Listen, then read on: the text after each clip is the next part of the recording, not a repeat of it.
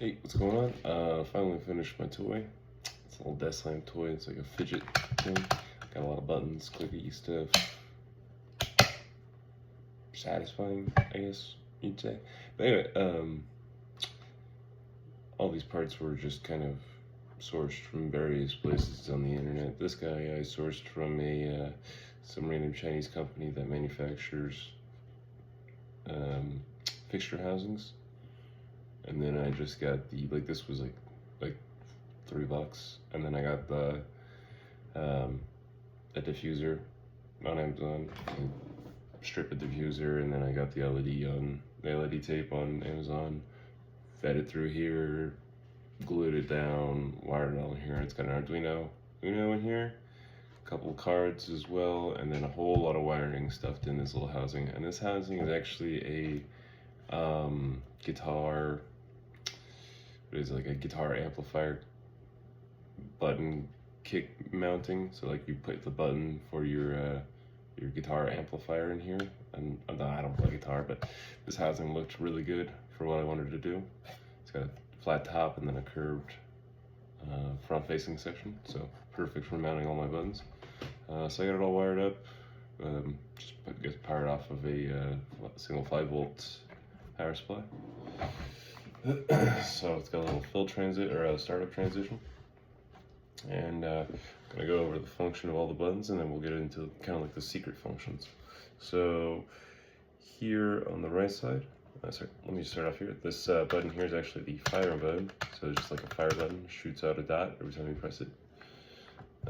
This knob here is the color adjust. So if you adjust that, change the color of the dots.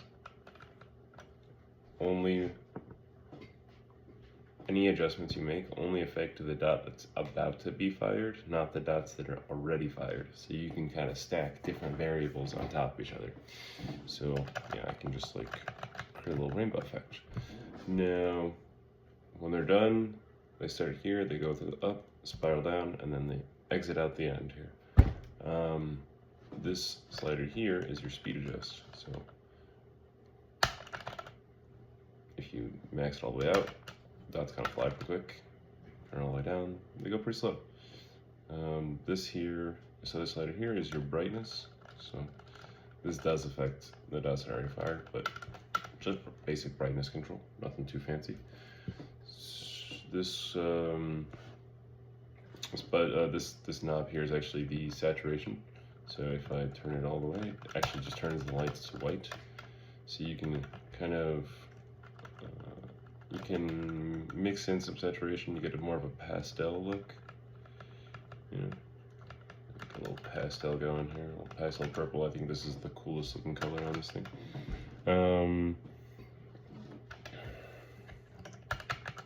So look at the purple.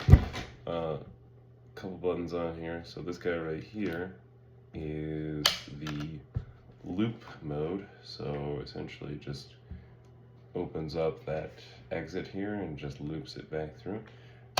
Now you can stack as many dots you want. You can, and then if I just max out, so all those variables that I stack onto the dots will stay in the loop and until I deactivate the mode. So, and then they'll all pour out right here. Boom. This yellow one is similar, but it's a bottle mode. So instead of a loop, it hits the end and then bounces. Right. Again, you have the same parameters, so I can just create a little show here, and then I can just leave this running all day if I wanted. And then if I deactivate the mode, they all just pour out at the bottom. Pretty simple. This here is has 3 modes: normal mode, and then which is what we're in right now, and then we press it once to activate rainbow dots. So now I don't actually need to adjust the color wheel. I can just mash the button, and then the dots are on a time clock that adjusts the color wheel. So if I just fire it once and then I wait a little bit, now I can fire it again, and it's constantly sampling from the color wheel based on a time clock, rotating it through. So it's not like the next dot is always going to be the next color on the rainbow. And so you can sit here, mash it, or you can wait. Shoot as fast or slow as you want. If I press the green button again, we're going to activate inverse mode. Again, I added a little transition right there. That was probably the hardest fucking part of this entire thing for some reason. I'm not kidding. I can explain it, but geez, setting up that fill mode for this inverse mode, I call it, is really hard. I don't know why. So again, all the basic functions you would expect are still here. We can adjust the color, we can adjust the brightness, we can adjust the saturation. I go to white. This is inverse mode for a reason, because if I press the button now, it shoots out off dots instead. If I press again, exit transition. This blue button is a toggle, so this actually creates a comet effect on the back of the LED that you fire. The tail effect, trail effect, whatever you want to call it. I call it comet mode. So I think the blue and purple looks the coolest. Kind of looks like an icy effect. So if I do it now, it's hard to see on camera, but it looks really good in person. But just creates a little bit of a trail behind every shot. Anyway, moving on, so deactivate that. And then, did I go? Yeah, that's all the modes. So these obviously can be stacked, so you can activate the tail effect as on top of the bottle mode, and you can activate the tail effect on top of the loop mode. All very cool. Now, there's two kind of secret modes, not very secret, easy to find. All you gotta do is activate loop mode and bottle mode at the same time, and then you get desk lamp mode. So the color and saturation actually don't do anything in this mode, so they're deactivated. You can still shoot the dots if you like, but this is more of a utility mode. So here we can still deactivate or turn the brightness up and down, but the right slider now, instead of speed, becomes the color temperature. I can go to more warm temperature, or I can go to ice cold.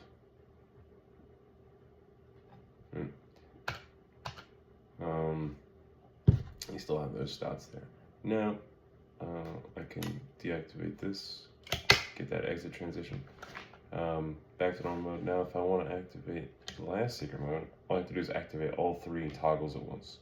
So loop mode, bottle mode, loop mode, bottle mode, and then trail mode. Now we're going to go into lava lamp mode. So in lava lamp mode, it's just a rainbow RGB effect that just constantly cycles. And the cycling can be controlled using the speed control. So if I turn all the way down, it stops. Turn it up a little bit.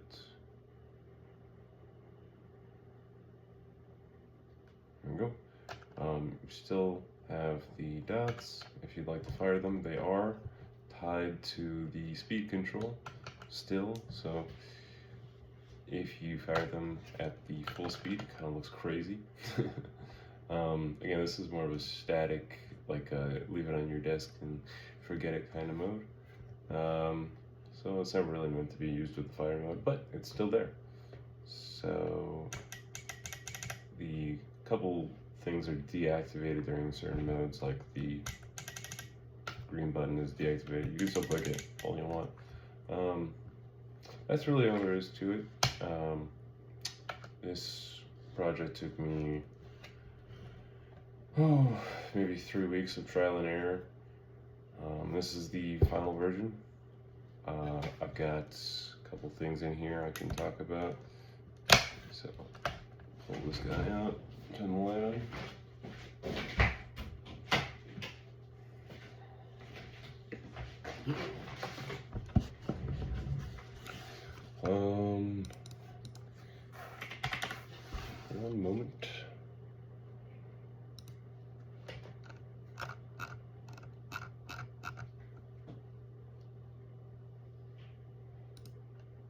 So a lot of this stuff is just Chinese parts, but a couple of the